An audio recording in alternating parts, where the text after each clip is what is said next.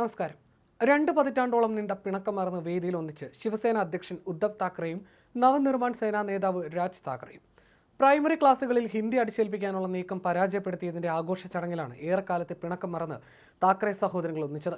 മറാഠി ഭാഷയുടെ കാര്യത്തിൽ ഒരു വിട്ടുവീഴ്ചയ്ക്കും തയ്യാറല്ലെന്ന് ഇരുവരും വ്യക്തമാക്കി. സംസ്ഥാനത്ത് തദ്ദേശ തെരഞ്ഞെടുപ്പ് നടക്കാനിരിക്കെ രാഷ്ട്രീയത്തിലെ പുതിയൊരു കൂട്ടുകെട്ടിന്റെ തുടക്കമാകുമോ ഇന്നത്തെ പൊതുസമ്മേളനം എന്നതാണ് ഏവരും ഉറ്റുനോക്കുന്നത്. ബാൽ താക്കറേക്ക് കഴിയാത്തത്, മറ്റു പലർക്കും കഴിയാത്തത് ദേവേന്ദ്ര ഫട്നാവിസിന് കഴിഞ്ഞു. ഞങ്ങളെ ഇരുവരെയും ഒന്നിപ്പിച്ചു. BJP മുന്നണിക്ക് വിധാൻ ഭവനിൽ അധികാരമുണ്ട്. ഞങ്ങൾക്ക് തെരുവുകളിലുമെന്നും രാജ് താക്കറെ പറഞ്ഞു. BJP നേതാവ് LK അദ്വാനി മിഷണറി സ്കൂളിലാണ് പഠിച്ചതെന്നും അദ്ദേഹത്തെ BJP സംശയത്തോടെ കാണുമോ എന്നും രാജ് ചോദിച്ചു. ശിവസേന സ്ഥാപകനായ ബാൽ താക്കറയുടെ സഹോദരന്റെ പുത്രനാണ് രാജ്. 2005 മകൻ ഉദ്ധവിനെ പിൻഗാമിയാക്കാൻ ബാൽ താക്കറെ തീരുമാനിച്ചതോടെ രാജ് ശിവസേനയിൽ നിന്ന് പടിയിറങ്ങിയായിരുന്നു. 2006 അദ്ദേഹം മഹാരാഷ്ട്ര നവനിർമ്മാൺ സേന അഥവാ MNS രൂപീകരിച്ചെങ്കിലും തുടർന്നുള്ള നിയമസഭാ തെരഞ്ഞെടുപ്പിന് ശേഷം അദ്ദേഹത്തിന്റെ പാർട്ടിക്ക് ശക്തി തെളിയിക്കാൻ കഴിഞ്ഞിട്ടില്ല. സംസ്ഥാനത്ത് BJP പിടിമുറുക്കുമ്പോൾ കാൽച്ചുവട്ടിലെ മണ്ണൊലിച്ചു പോകാതെ കാക്കാനാണ് ഉദ്ധവിന്റെ ശ്രമം. രാഷ്ട്രീയത്തിലെ തന്റെ പ്രസക്തി നിലനിർത്തുകയാണ് രാജിന്റെ ലക്ഷ്യം.